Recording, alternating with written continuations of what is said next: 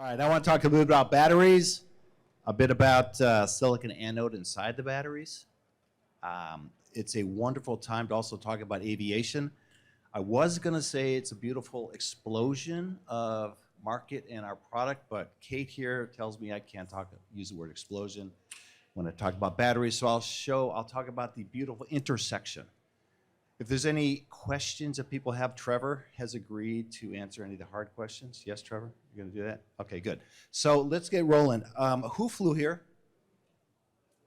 Anybody ever choose that I want to offset the carbon offsets part right when you, really? I've never done that. It doesn't work. You pay $5 for a flight or something like that. My brother is a pilot and used to, growing up in Detroit, fly for 3 different radio stations to look at the traffic. So from 6 to 7, 7 to 8, he'd just fly around and report out for 3 different radio stations. At 2 minutes after the hour, it was one station.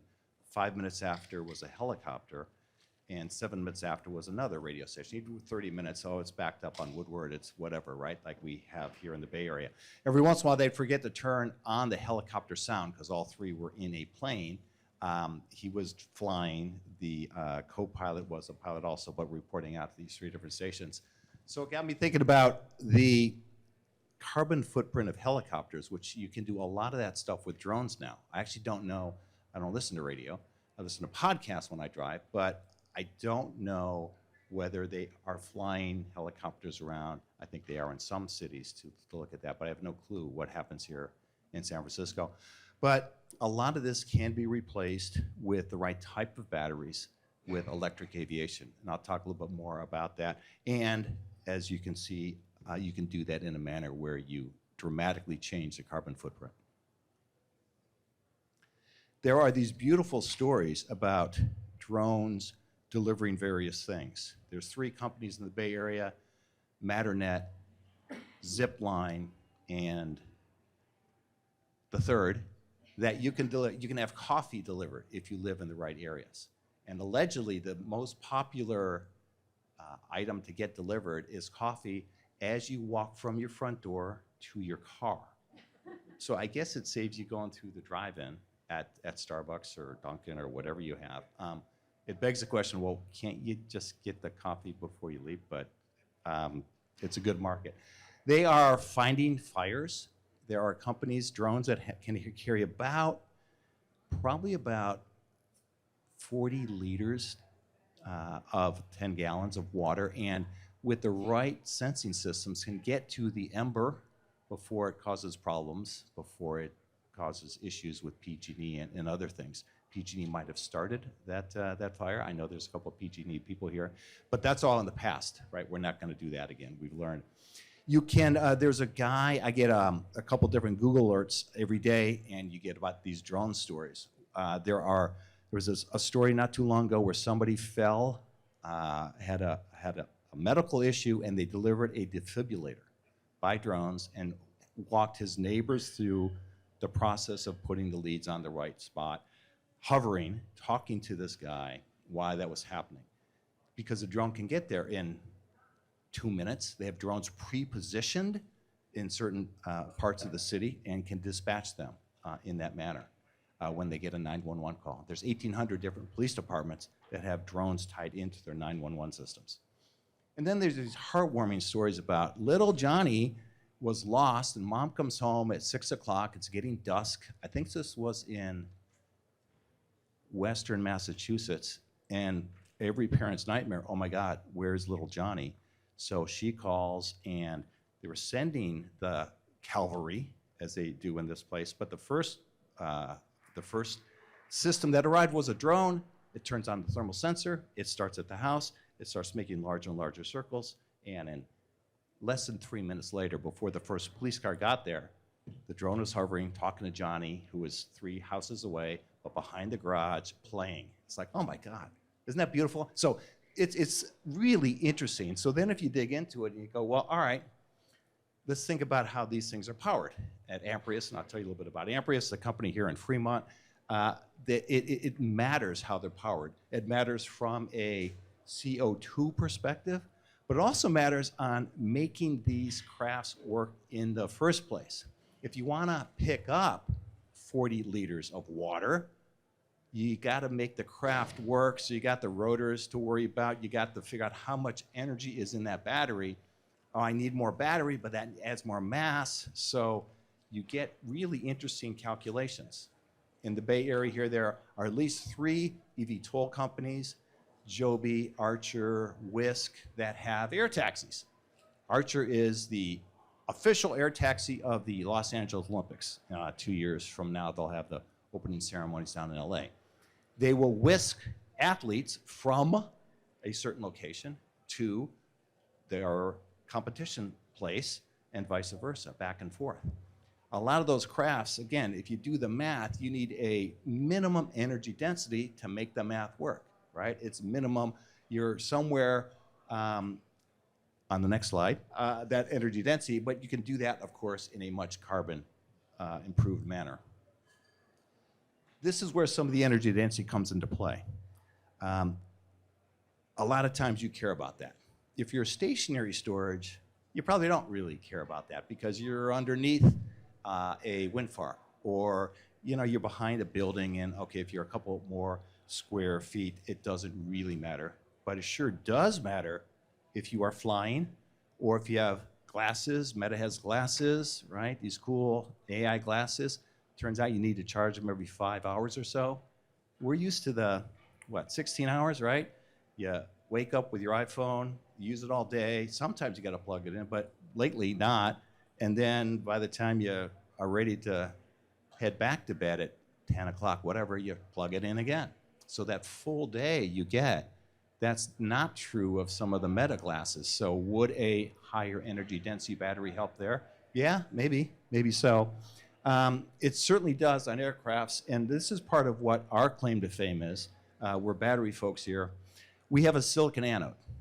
Most of the lithium-ion batteries out there, and there's a lot of other types of batteries, right? We got a Zinc Air, young company over there. Noon Energy is here.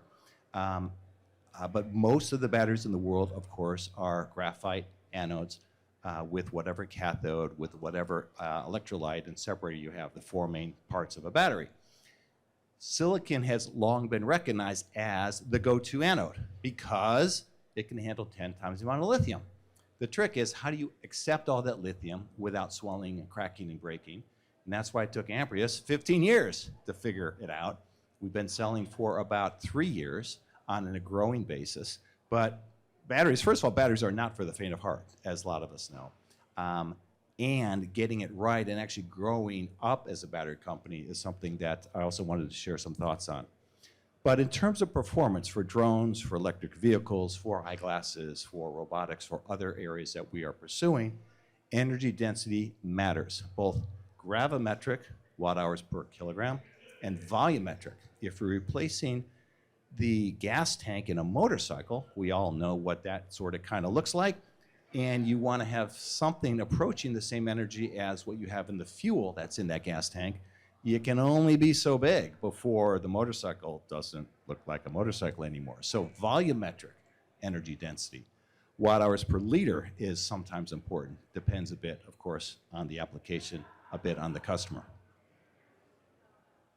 So in practice, we have the ability to help drones deliver, and as I like to say, you can do the whole block, right? When my kids were young, the thing that we tended to, when they were sort of in middle school, the thing that we tended to need the most was a gallon of milk.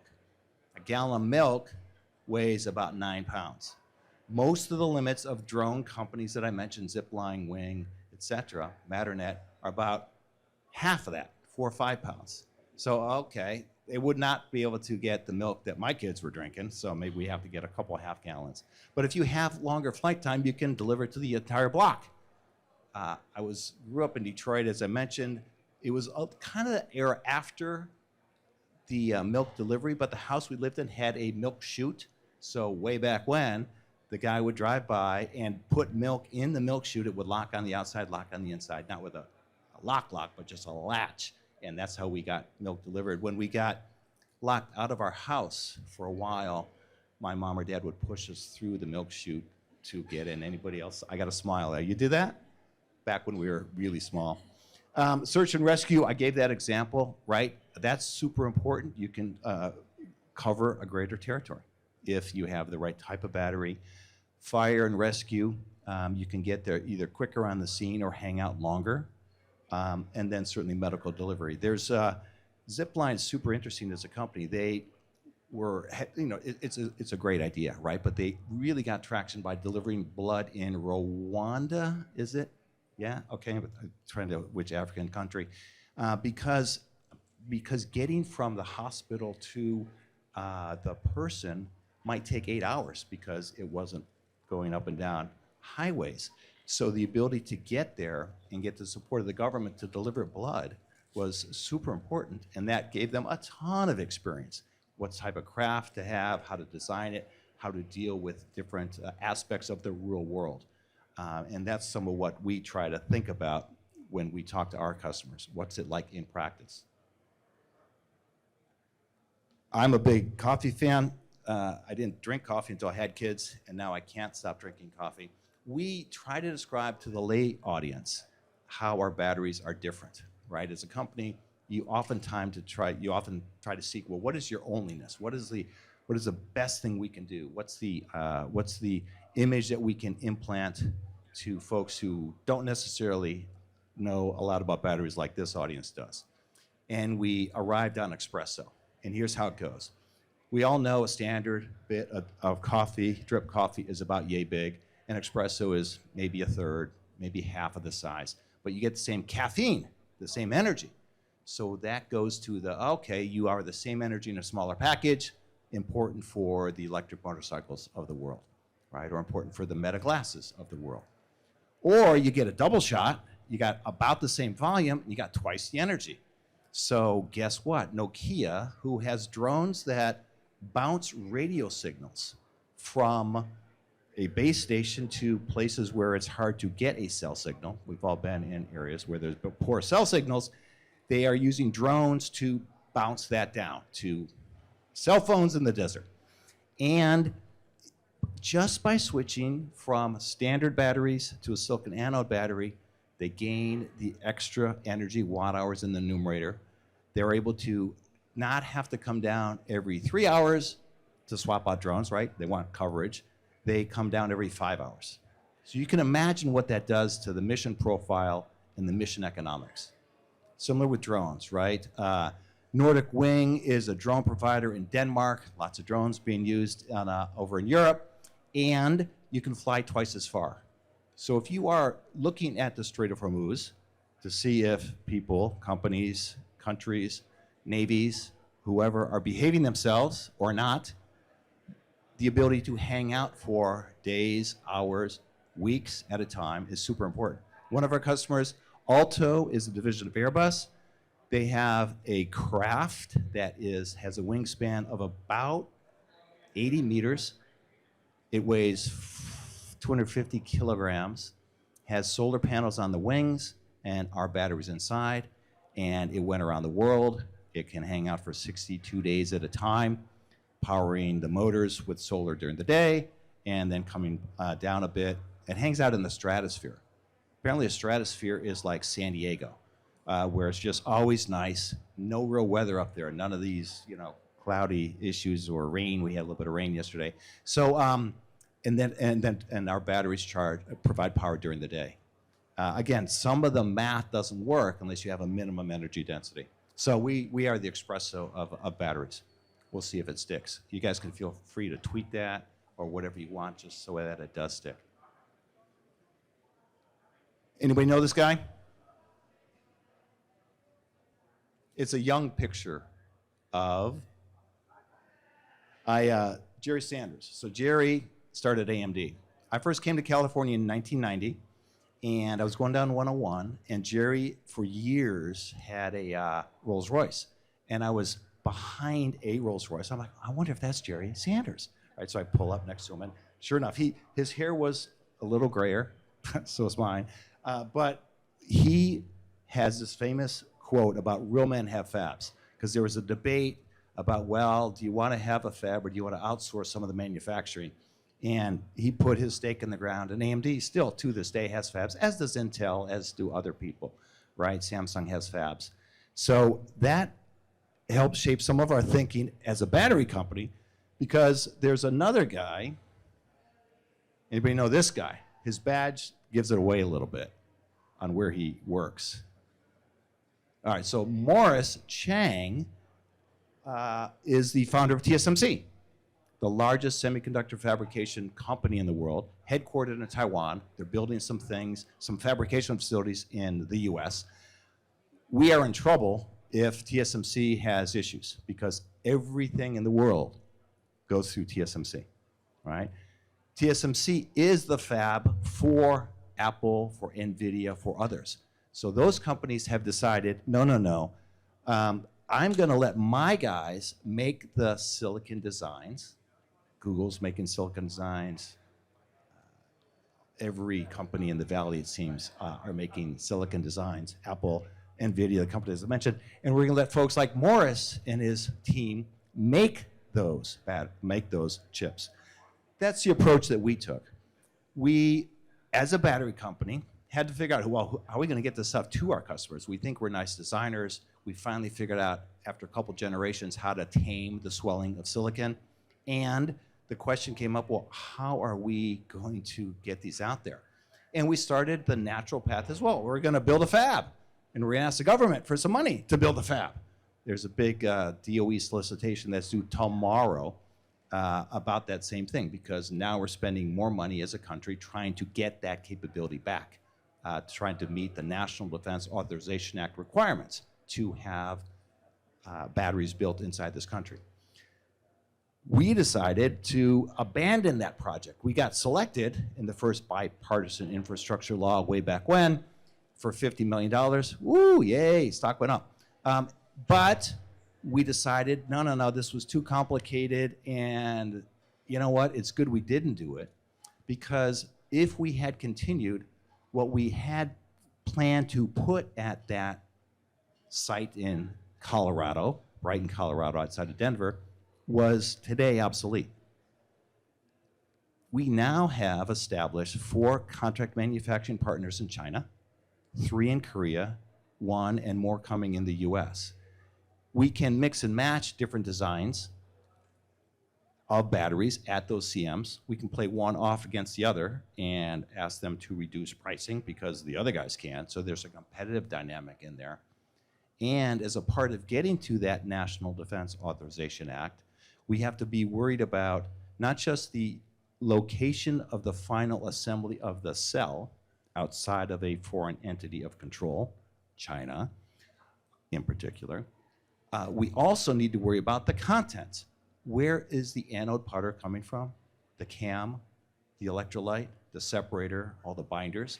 Those also, we need traceability into that.